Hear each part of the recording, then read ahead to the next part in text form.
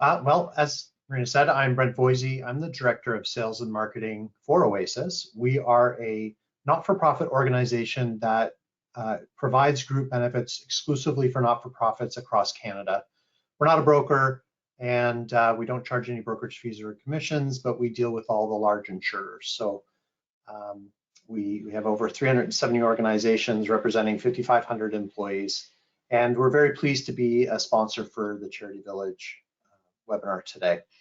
And I'm also pleased to introduce Danny Sadowski. He founded IT Business Technologies, IT BizTech for short, in 1998. And his company specializes in IT solutions for small and medium-sized businesses, including our own. We've been working with Danny for over 7 years. Danny helps numerous business owners to establish robust and secure office networking architecture, remote access capabilities, secure cloud solutions for storage and file collaboration, and much more.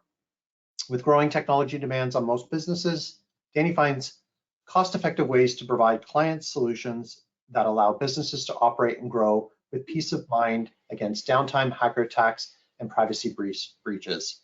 Very important topic. It just seems to be escalating every year. So the webinar today will show different types of cybersecurity threats facing your not-for-profit or charity. Over to you, Danny. Thank you very much, Brent, and hello everyone. Welcome to Cybersecurity Awareness Training. My name is Danny Sadowski and I'm president of IT BizTech, and over 20 years we've been helping different sizes of businesses and non-profit organizations with their IT needs. Let's begin. I wanted to say a big thanks to Karen and Brent from Oasis and Charity Village for organizing this webinar. Thank you very much, guys. Here's an agenda for today. We have about 45 minutes, and we're gonna go over a lot of stuff, and we're gonna look into the definition of cybersecurity, and we're gonna look at different types of threats. We're gonna identify each one and define them. We're gonna look at some statistics about cybersecurity. We're gonna deep dive into social engineering and phishing scams, different types of ransomwares that are out there. We're gonna talk about passwords, how to basically choose the right passwords and not use the weak passwords. And we're gonna look at ways how you can protect your organization, and we'll have time for questions. So first, let's define what cybersecurity is. Cybersecurity refers to the processes and practices designed to protect networks, devices, programs, and data from attack, damage, or unauthorized use. Now, let's see why cybersecurity is important.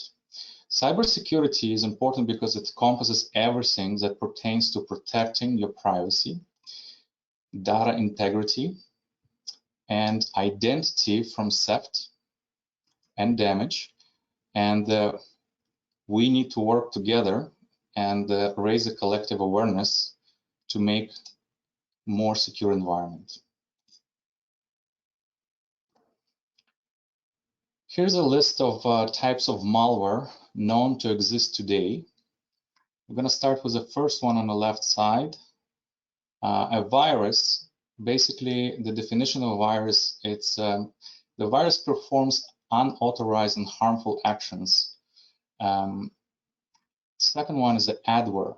Adware is designed to display advertisements on your computer, redirect your searches to advertised websites, and collect marketing-related data about you, such as the types of website you visit. Number 3 is a rootkit. A rootkit is an application that hides itself deep in operating system and allows hackers to access victims' data. Spyware. Spyware collects data and sends to third party. For example, it takes screenshots of your computer and sends it to a hacker. Ransomware. A ransomware will encrypt all of your files and will demand money to restore them. Trojan horse. Trojan horse harms computer software and files. For example, it can delete files or corrupt them, and you will not be able to access them. Remote access. Remote access is an application that allows hacker to access your computer in the background remotely. Worm. worm infects other computers on the network. For example, the virus will spread through the network to all other computers. Finally, a keylogger. A keylogger is recording every key presses you make on a keyboard and sends them to a hacker. And basically, this is how hackers collect usernames and passwords as well. That's one of the ways. Here's a graph showing amount of malware in the last 10 years from recent AV test report released this year. As you can see, malware has increased from 182 million in 2013 to approximately 1.3 billion this year. So let's do a quick poll and see how many of you have an antivirus installed on your computer. Great, Danny. So I've launched the poll and everyone should see this on their screen now. So pretty simple poll today. Do you have an antivirus installed on your computer? Yes, no, or I'm not sure. So you can just go ahead and click right on your screen, whichever one applies. And Danny, I see we've got the majority of folks, so I'm going to go ahead and close and share this so everyone can see the results. We have 85% yes, 6% no, and 10% I'm not sure. So I don't know if that's in line with what you were expecting. Well, this is actually better than I expected. So, it's good to know that majority do have antivirus. And we're going to look at also that we actually have different types of antiviruses as well. So I'm going to basically providing some tips about that in the following slides. Thank you very much. Okay, let's move on. Okay, so let's take a look at cybersecurity statistics for nonprofits. So nonprofits saw over 400% increase in cyber attacks from last year. 33% of nonprofits report using free or consumer-grade cybersecurity. Ransomware and phishing, unfortunately, are the most common threats for nonprofits and most businesses out there. And only 14% of nonprofits have ability to mitigate cyber risk, which means, like if attack happened, if a ransomware happened, you can actually only 14% have ability to restore data from backups. Let's talk about social engineering and look at the threats that fall under this category. Let's start with phishing attacks. The definition of a phishing attack is it's a practice of using fraudulent emails and copies of legitimate websites to extract users' data for purposes of identity theft. Let's look at a list of common phishing attacks used by hackers every day. We're going to start with email phishing. Victims are contacted by email by someone posing as legitimate institution to lure individuals into providing sensitive data, such as personally identifiable information, banking and credit card details, and passwords. Phishing, also known as voice phishing, is a combination of the word voice and phishing and refers to phishing scams that take place over the phone. The call will often be made through a fake caller ID, so it looks like it's coming from a trustworthy source. A typical scenario will involve the scammer posing as a bank employee to flag up suspicious behavior on the account. Once they have gained the victim's trust, they will ask for personal information, such as login details, passwords, and PIN. The details can then be used to empty bank accounts and commit identity fraud.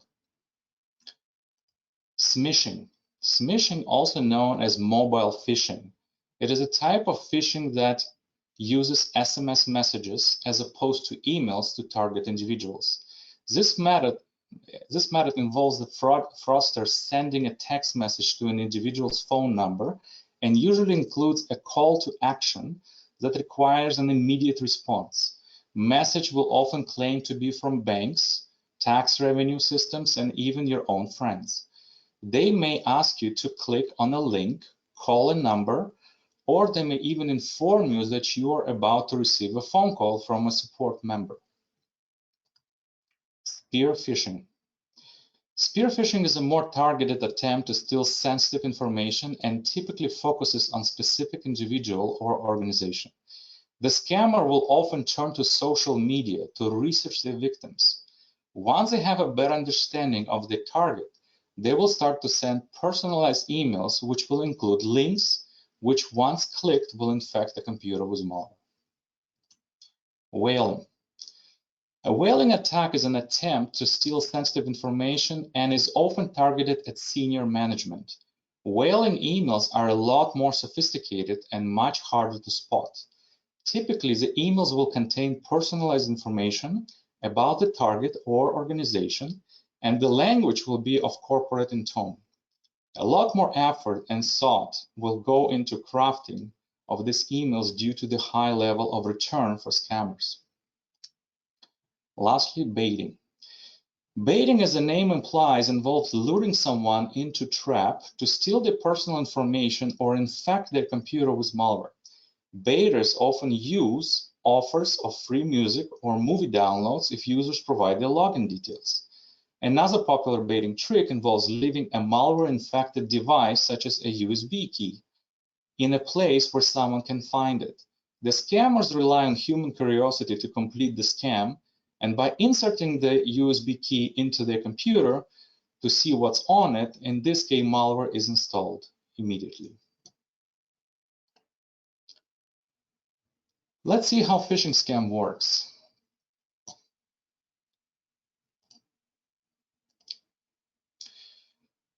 You receive an urgent message from some sort, and it's from a trusted source, example, social network, a store, you shop online, or bank.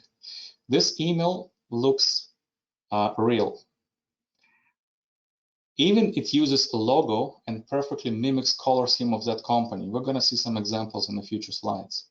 This email asking you to click on a link, and a phishing website will open. And this is basically where you type in your username and password, thinking you're actually logging into a proper website. But this is exactly the moment where all of your credentials are passed on to the hacker, and the hackers then have access to legitimate website. This is how phishing works.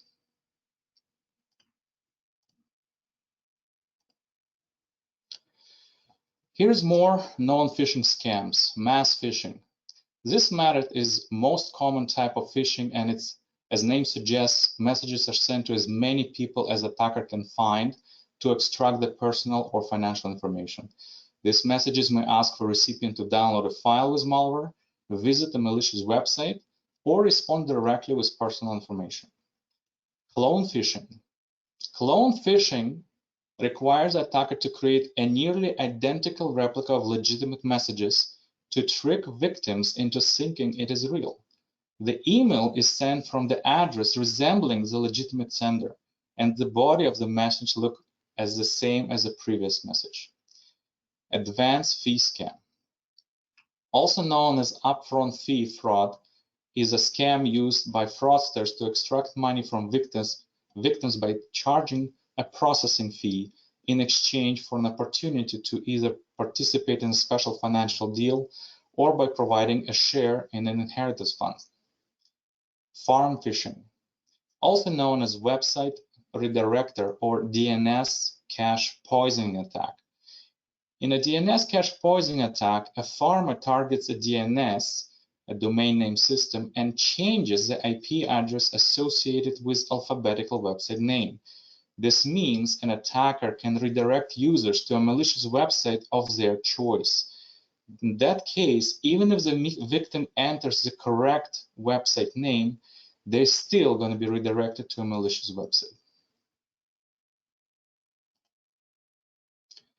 Here's a list of common baiting tactics. The first one is a notification from a help desk or system administrator. We're going to see some examples of that as well. This notification will ask you to take action to resolve an issue with your account. Example, email account has reached its storage limit, which often includes clicking on a link and providing requested information. Advertisement for immediate weight loss or hair growth serves as a ploy to get you to click on a link that will infect your computer or a mobile device with malware or viruses. attachment labeled invoice or shipping order. This type of baiting tactic contains a malware that can infect your computer or mobile device if open. It may contain what is known as ransomware, a type of malware that will encrypt your files unless you pay specified sum of money. Notification for what appears to be a credit card company. It will indicate someone has made an unauthorized transaction on your account. And if you click on a link to log in to verify the transaction, your username and password will be collected by a hacker. And lastly, fake account on a social media site. This will mimic a legitimate person, business, or organization. May also appear in the form of online game, quiz, or survey designed to collect information from your account. Let's see how you can detect a phishing scam. First of all, most scams contain lots of spelling errors. This is the first thing you should look for. Secondly, the hyperlinks are usually pointing to a different website. We will see example in the next slide how you can identify if the link is actually fake or not. Thirdly, they use threatening language and requesting to confirm your login information. Sometimes you will see notifications that you won a lottery that you never played, or a notification asking you for donation. So be aware of all of this. It will indicate a phishing scam. Here's how you can check if the hyperlink is actually real or not. All you have to do is hover over with a mouse over it, and you will see actually a pop-up window appear next to the link to actually show you the actual URL, the actual link where it's going to take you. So here's an example of two identical website links, but they're pointing to different websites. The top one, as you can see, is pointing to office365.com, which basically corresponds to the name that appears on the left of it. But the bottom link also says www.office365.com, but when you mouse over it, you will see it's going to appear as totally different link. In this case, it's going to be fakelink.com. This is how you identify if the link is fake.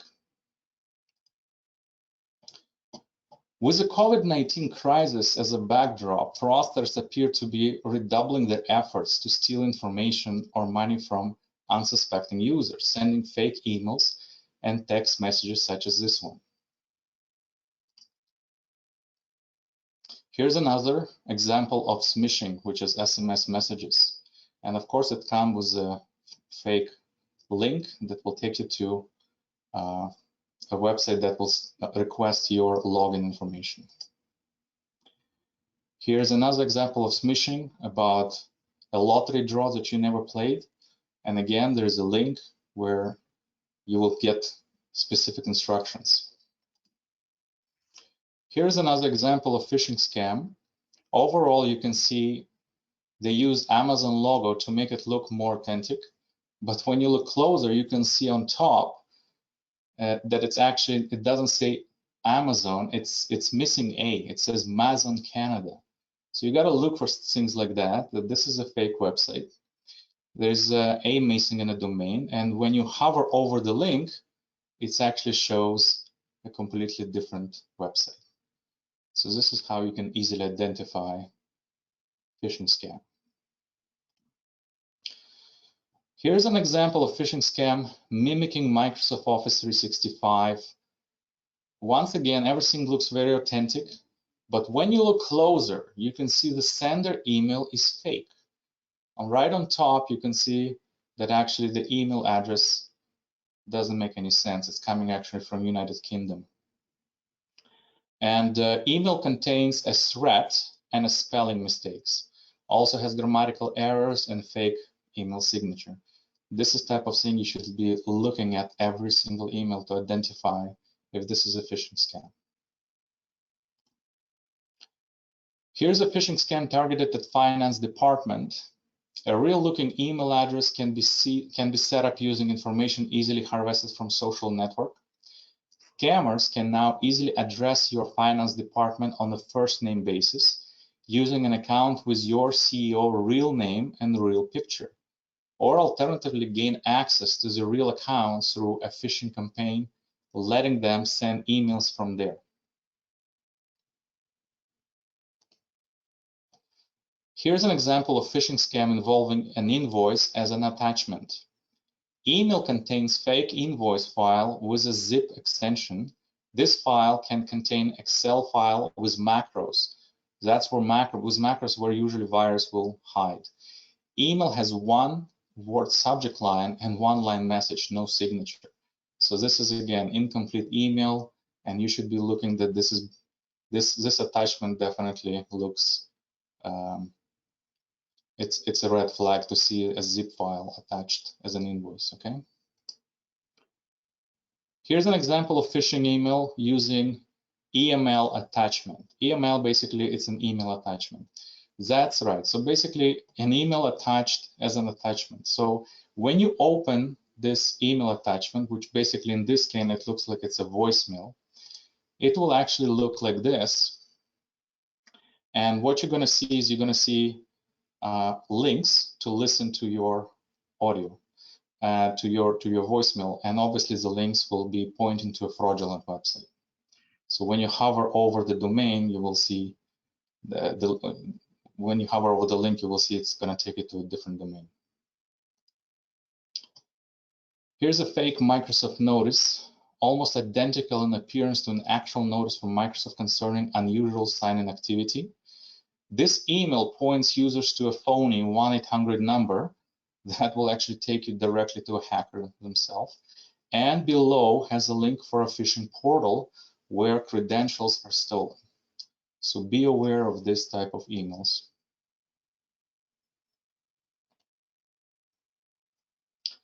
Here is a spear phishing example.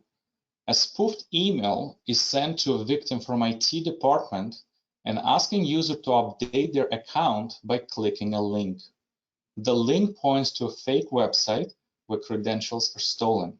Be aware, IT departments will never ask users to click on any links to update the user password or any other information. So do not fall for this type of scams.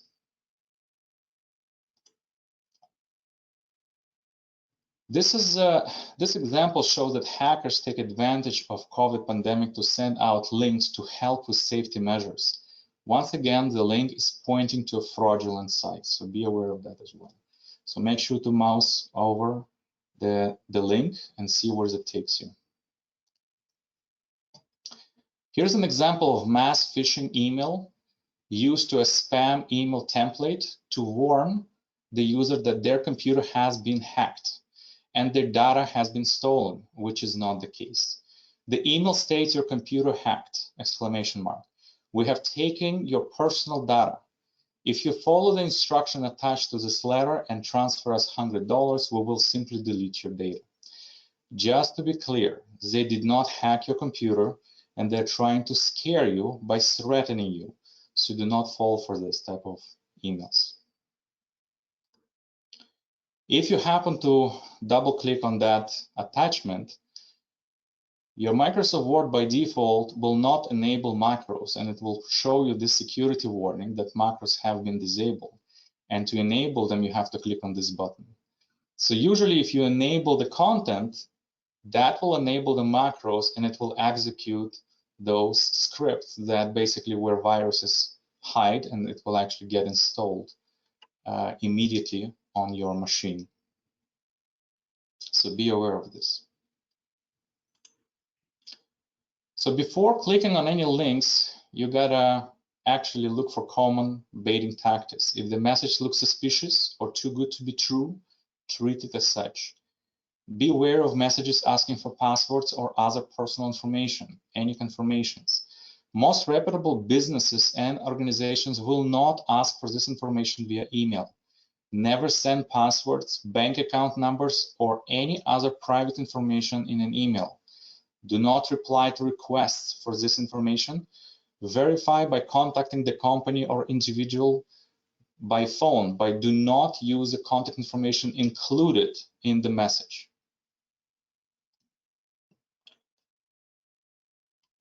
Do not click on any hyperlinks in the email. Use your computer mouse to hover over each link to verify actual destination. Pay attention to the URL and look for variations of spelling or different domains.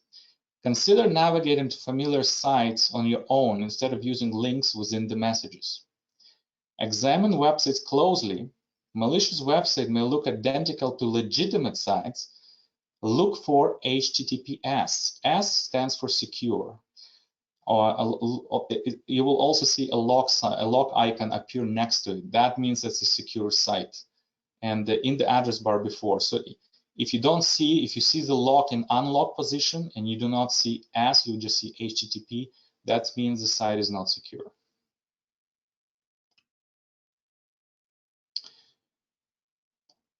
So if you get suspicious email and you just want to be sure you know that it's actually treated and you have to notify your IT help desk for verification. Sometimes it will help IT people also to block this future type of messages, you know, for the whole organization. And if you don't have a dedicated IT help desk, you gotta make sure to mark it as junk. You right-click on that email and then select junk and say block this sender. And this will block future emails from the sender. Now let's talk about ransomware. A ransomware is a malicious software that infects your computer and displays messages demanding fee to be paid in order for your system to work again. This class of malware is criminal money-making scheme that can be installed through deceptive links in an email messages, instant messages, or websites. It has the ability to lock your computer screen or encrypt important predetermined files with a password. Here's a list of known ransomware types, and let's look at each category separately. Cryptojacking. It is an unauthorized use of someone else's computer resources to mine cryptocurrency. In a typical workflow, user visits a website where cryptojacking operator have placed JavaScript code that is loaded alongside the web page in the user's browser.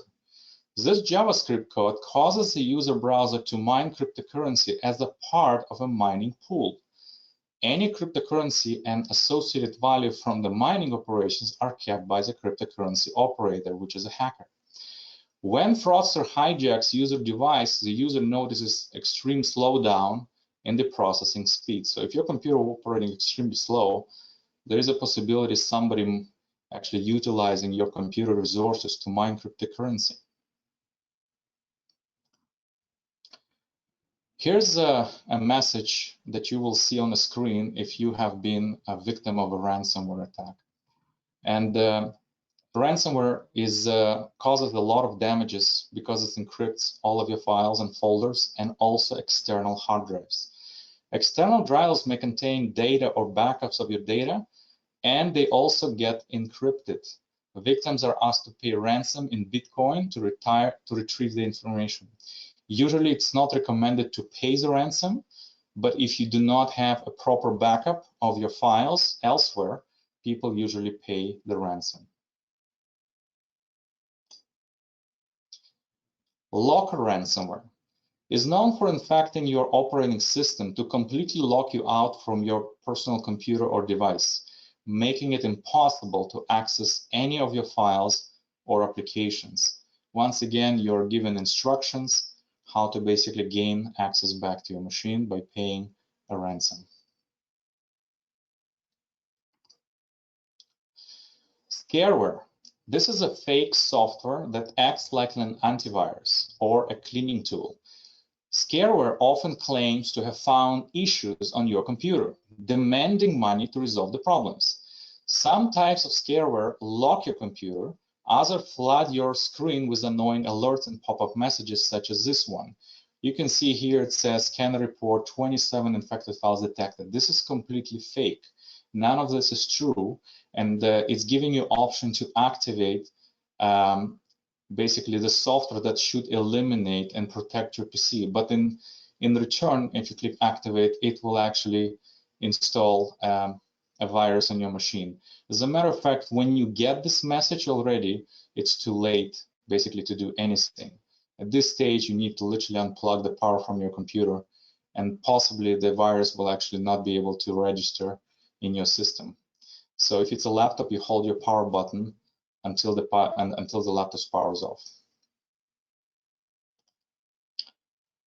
Doxware.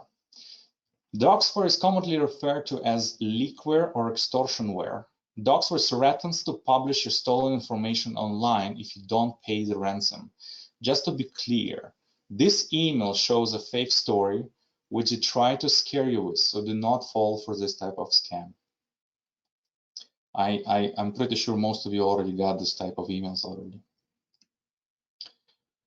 Macintosh ransomware. Mac ransomware systems were infiltrated by the first ransomware in 2016.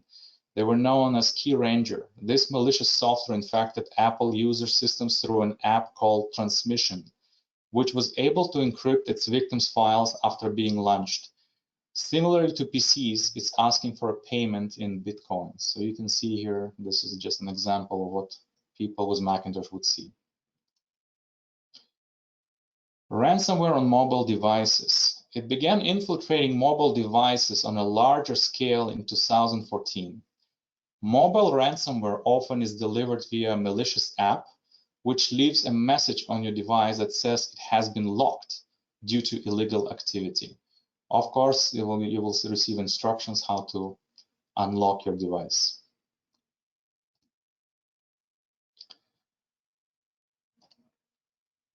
Ransom infections matter. So basically, these are ways you can actually get a ransom infection. So when you visit unsafe or suspicious website, they will use actually different codes and JavaScript that will infect your system. So it's very important to have an antivirus installed on your machine. As it says below here, the tip, make sure your antivirus has a web filter built in. And I'm going to show you basically how it works in the next slide. Email and email attachments. So make sure to look for any zip files or JS files, which means JavaScript files. Do not open those. Those are very dangerous attachments. And also malicious links on the Facebook, Twitter, etc. They actually always would have suspicious websites. Here's how a web filter results look like. So the web filter you can see on the left side will actually show which links are safe to click on. Orange, for example, means warning. Green means safe.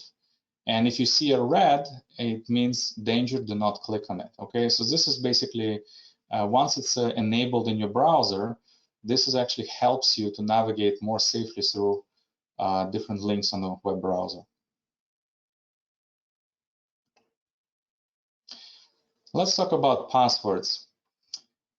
Make sure to keep your password in a secure location. Quite often I find people put passwords on a sticky note on their keyboard, or they actually put it right on the monitor, right in front of everybody. Don't use this technique. This is very dangerous. Also, do not store password in a clear text on your computer, like on a desktop. And instead, my suggestion is to utilize something called Password Manager. Password managers, we have basically three very famous ones is called 1Password, LastPass, and RoboForm. These are known as a third-party applications that basically secure your passwords in one vault, and they keep it secure basically. And when you actually access different websites, they even fill all your password information for you in a safe way.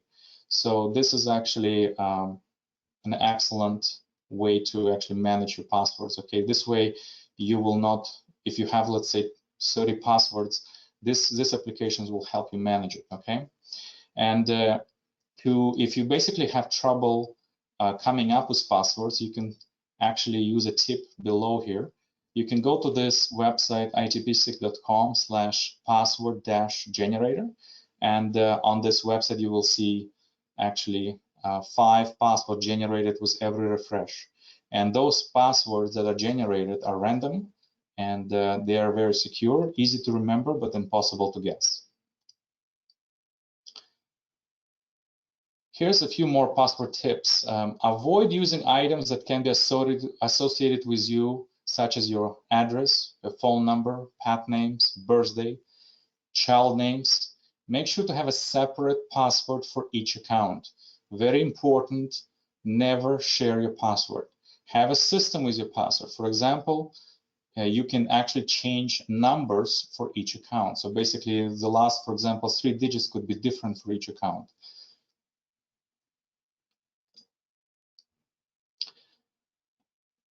Another suggestion would be to create mnemonic passwords using random letters and numbers, and these passwords are easy to remember but impossible to guess.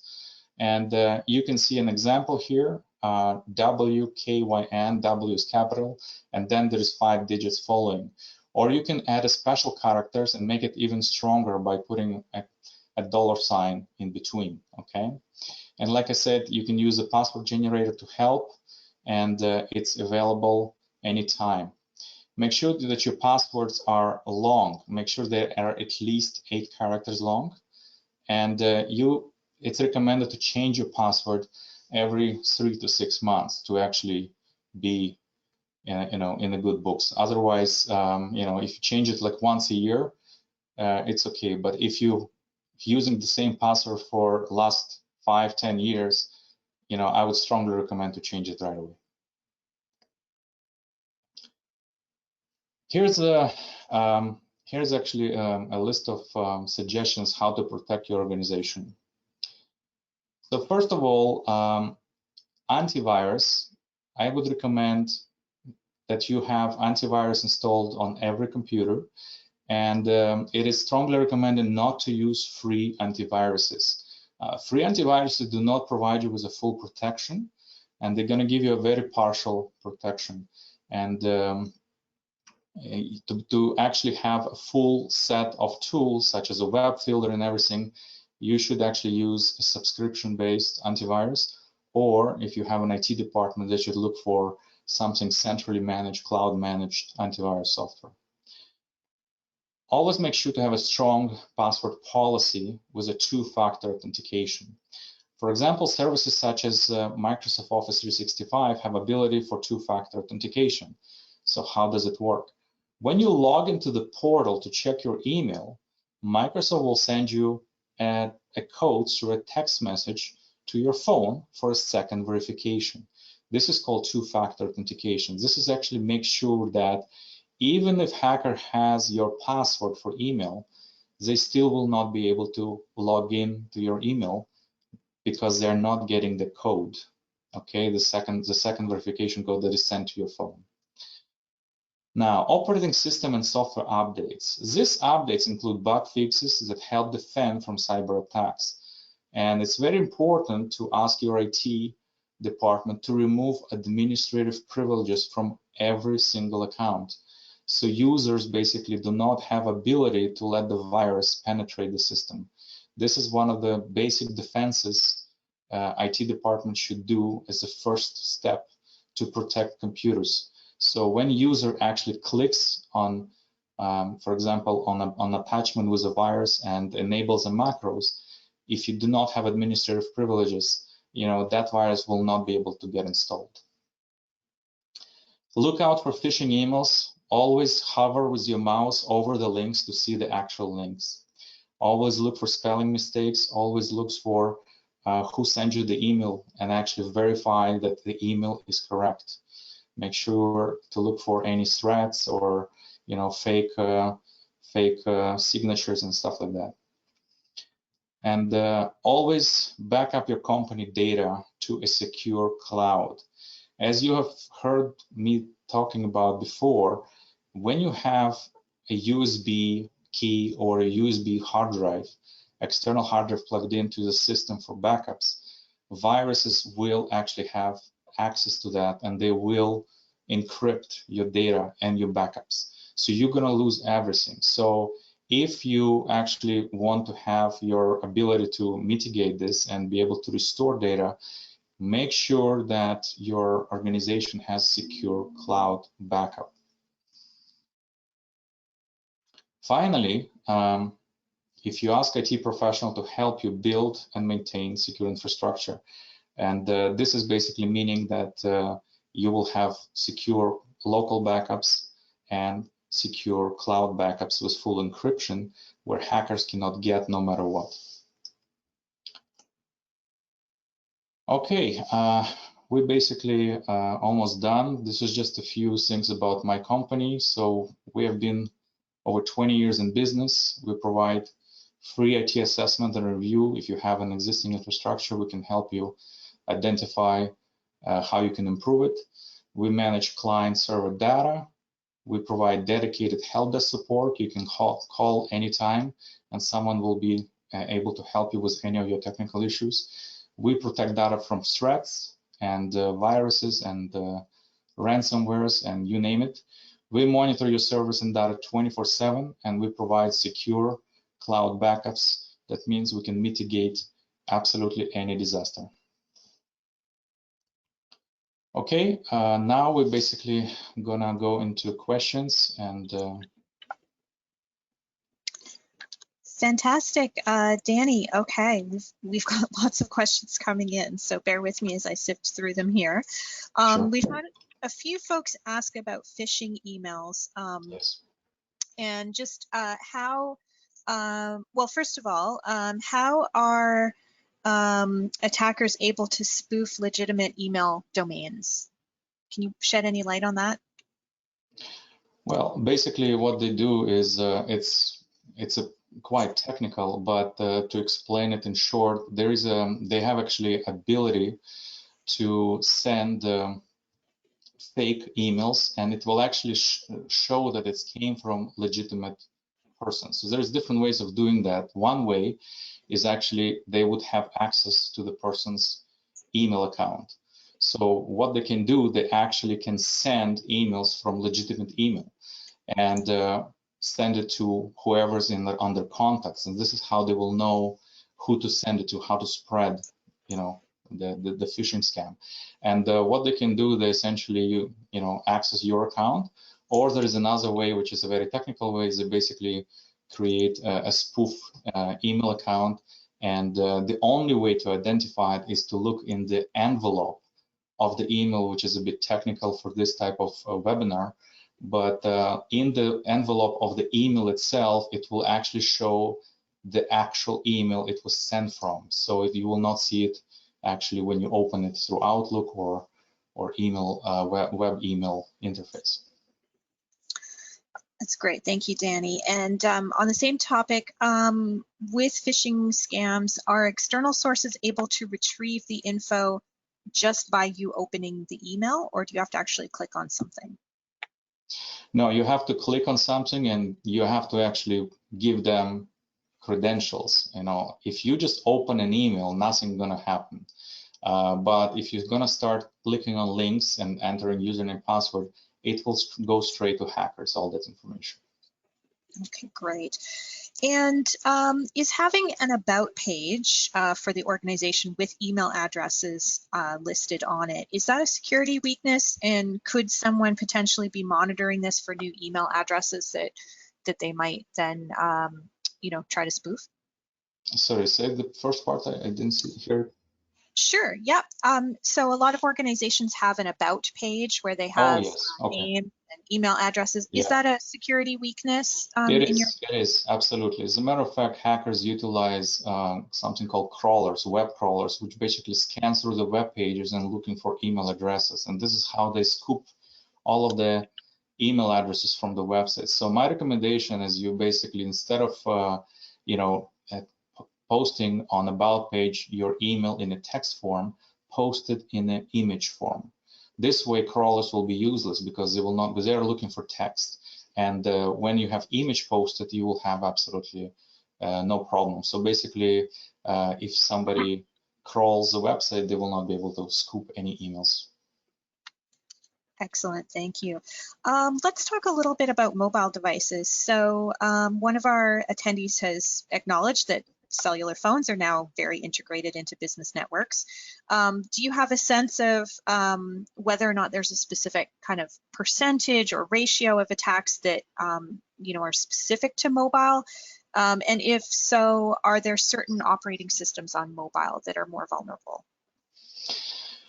Well, it's still evolving, and it's basically hackers don't sleep pretty much, and they're looking always for different ways. And all I can tell you is that the best way to protect your mobile device is basically to make sure to keep it up to date with all of the software updates.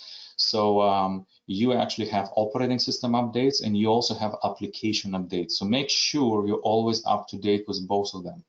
I can basically give you an example, and as I mentioned during the webinar, that sometimes you download an app and it may look innocent, but in the background, it actually does harm. I have an example. For example, one of my clients called me and he says, Danny, I don't know what happened, but somebody got into my email and sending out a whole bunch of phishing scams right from my email account. And I had my computer turned off for the last week because I was on vacation. How did that happen? So through the conversation, I found out that he gave his phone to his son, who was actually basically 10 years old, and he downloaded a game on his actually work phone, and the game had actually malware in it. And that malware basically penetrated our operating system because his phone was not up to date. And it showed a little message on the screen, would you let us access your email? And the son clicked OK. That basically gave them access to their to the email that was actually installed on the phone, and basically applications started sending out all of those phishing scams to everyone in his contacts. So this is basically would have been prevented if his phone was up to date, and if he actually had all the apps. In the future, we're definitely gonna have to have an antivirus of some sort installed on mobile devices. It already exists. We already have it. You can actually see third-party applications where you can buy an antivirus for your iPad or any tablet or a phone. And it's not as popular yet, but you know, as the threats actually increase every year, as you can see, you know, eventually every device I would recommend to have an antivirus, including your phone and your tablet.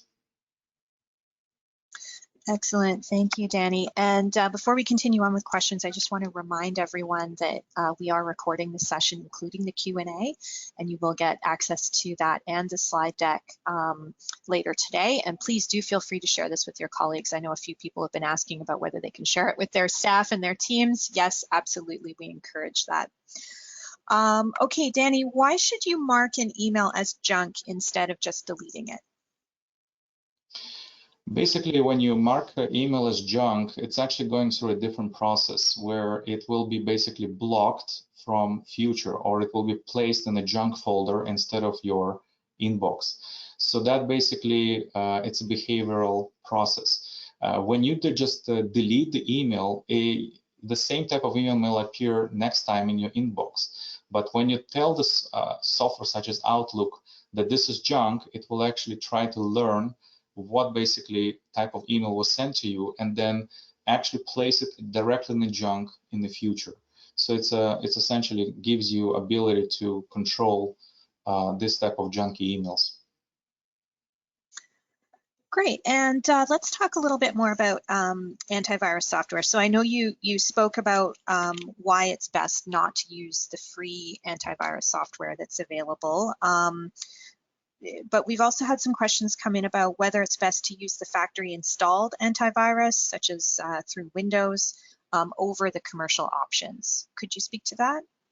Sure. So basically, Microsoft was under pressure for many years to provide some sort of protection, like a minimal protection for end users, for Microsoft users. And they ended up buying actually a small antivirus firm, a tiny antivirus firm. And they've essentially created an antivirus, basically, which is extremely basic for end users. And they giving it for free, okay, as a very basic protection. Obviously, for enterprise level users, Microsoft has a different type of product, and it's a different protection. But for end users, if you buy a laptop, let's say from a Best Buy, then you basically, it usually comes with either a free antivirus or a trial antivirus.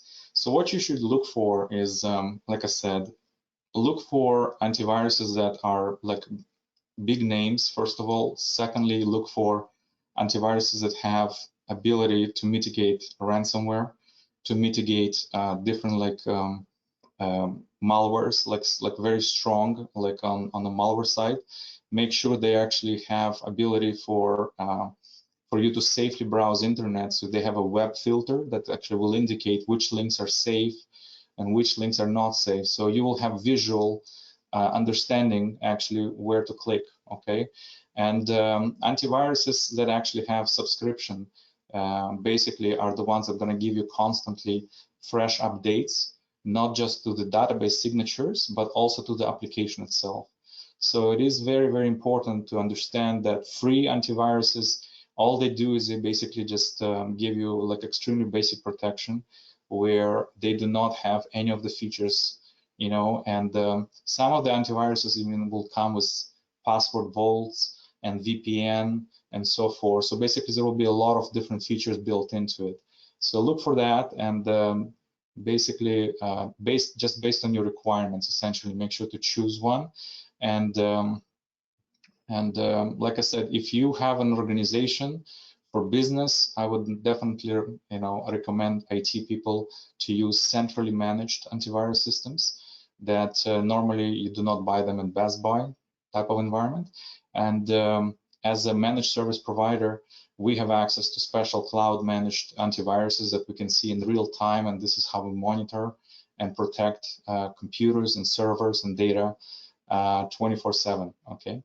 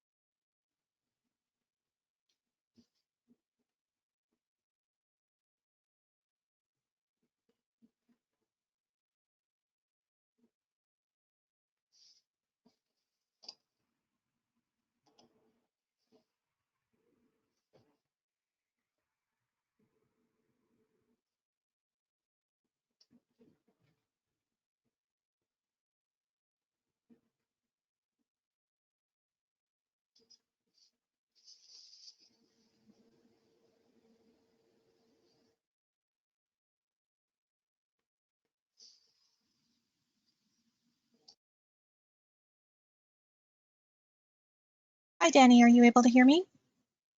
Yes, now I can hear you. Oh, wonderful. I'm so sorry about that, everyone. My internet just dropped for a moment there. So sorry about that. Let's carry on with the questions. Okay, so Danny, when we were talking about antivirus, you mentioned web filters. Are there certain web filters that you recommend? And we also had a question from someone asking whether or not if they just do a straight Google search, if they might come up with fraudulent websites. You know, is that something that a web filter protects against? So like I mentioned, web filter basically checks the website's content before you're clicking on them, and it analyzes basically what scripts are loaded, and it compares them to the signatures from the signature databases. And if it recognizes anything that actually is close to any threat, it will actually give you a red light. It will actually give you a red dot saying this is dangerous. And even if you try to click on it, it will actually not let you click on it. So that's how basically web filter works. And there is no different types of web filters. There is basically it's important that web filter will be compatible with different browsers, because we have today different browsers such as Microsoft Edge, we have Google Chrome, we have Mozilla Firefox. So it's very important that this type of web filter will actually be compatible with all the browsers, not just like, for example, one browser like Google Chrome. But yeah, not all antiviruses out there will have a web filter. So look for the one that actually has that feature and switch to that if possible. Excellent. And I think we're going to be moving on to our final question, which has come up from a few folks. Can you comment on Google Drive or say Microsoft OneDrive? Are those secure places to store your files? Should organizations be concerned about using those kinds of cloud systems? That's a very good question. So basically, Google Drive and OneDrive from Microsoft are basically cloud-based storage, and they're excellent places where you can store files. The reason is basically, first of all, it's a cloud-based, so you can access the files from any device. Secondly, it's actually a secure place, so basically everything is password protected. So Google Drive specifically, for example, if somebody will try to log in to your Google Drive from a different device, you will get notification right away that there is someone else accessing your Google Drive. So it's a very secure location. The only problem is that the place where you like such as Google Drive, you will actually, if you delete the file accidentally, that file will go to sort of to recycle bin, where it's going to sit there for 30 days and then it's going to be expunged forever, right? So you will have no way to retrieve it back. Like so basically there is only this would be like a big minus about that. Microsoft OneDrive, the same thing. Now, the good thing about Microsoft OneDrive and Google Drive is that you can actually tell Microsoft OneDrive to back up your desktop and My Documents automatically and synchronize it to OneDrive. So this is actually very important because essentially if, let's say you fell for a ransomware attack and you basically lost all of your computer data, you will have everything saved on OneDrive, okay? And if, for example, somebody on OneDrive decided to encrypt all your data, the good thing about OneDrive, it's actually using volume shadow copy technology, such as allows you basically to have a version history. So you can actually bring back the file to a different actually time. So basically you can, it's sort of like a backup. So you can basically say, I want to restore this file to a week ago. And you will have a list of all the versions on your screen. So this is actually a great way to kind of like store things and and know that actually if anything happens, you're actually in control of your data. But of course, it's very important to still have a proper backup. And what we do normally is we actually set up cloud-to-cloud backups where we integrate, for example, into Microsoft Office 365 environment, and we back up OneDrive, we back up SharePoint 3 times a day, and your emails also backed up. Hackers find a way to basically disrupt your operation no matter what. And what they do sometimes, they would actually disable the whole email services for the whole organization. And we can actually restore those services. Microsoft will not do that for you. So, so it's very important still to have backups. And if you decide to do a backup, make sure to use a USB drive, but do not keep it plugged in. Make sure to unplug it actually at the end of the day. Excellent. Well, thank you so much, Danny. I see we're a little bit over time here, so I know for those of you that need to jump, please do so. As we will be sending out the full recording afterwards later today. But I wanted to just thank you, Danny. Great presentation, so informative. And for those of you who didn't get your questions answered, Danny has very generously included his contact information here as well. So please feel free to reach out. I wanted to just turn things back over to Brent from Oasis again. Just Brent, did you have any final words before we wrap up today? Just to thank Danny for doing such a great job, as you said, and to Charity Village for hosting this for us today. We are very pleased to be sponsors. And thank you, everybody who's still on the line, stuck through it, and have a great day, everyone. Thank you. Thank you, everyone. Thank you, Brent. Thank you, Maureen. Thank you. Wonderful. Well, thank you so much to both of you. Brent, we completely agree. It was a wonderful presentation, and we thank you and Oasis for bringing this to our audience today as well. I just want to remind everyone that you will receive that follow-up email later today with the link to the recording. Again, please feel free to share this with your colleagues. It is all publicly available. The email will also include a survey link you can fill out with the feedback on today's webinar. Additionally, we are currently surveying the nonprofit sector on its diversity, equity, and inclusion practices, and a link to this survey will be included in the follow-up email. It does take about 15 minutes to complete, and the last day to complete it is tomorrow, so I hope you will consider taking part. We will be sharing the results of that with everyone in the spring. On behalf of Charity Village, thank you again. I hope you'll join us for our next free webinar coming up on March 10th, where we'll cover digital marketing and the Google Ad Grants. You can find out more information on that and all of our upcoming webinars at charityvillage.com/webinars. Thank you again for taking part today. I wish you all a wonderful rest of your day. Bye-bye.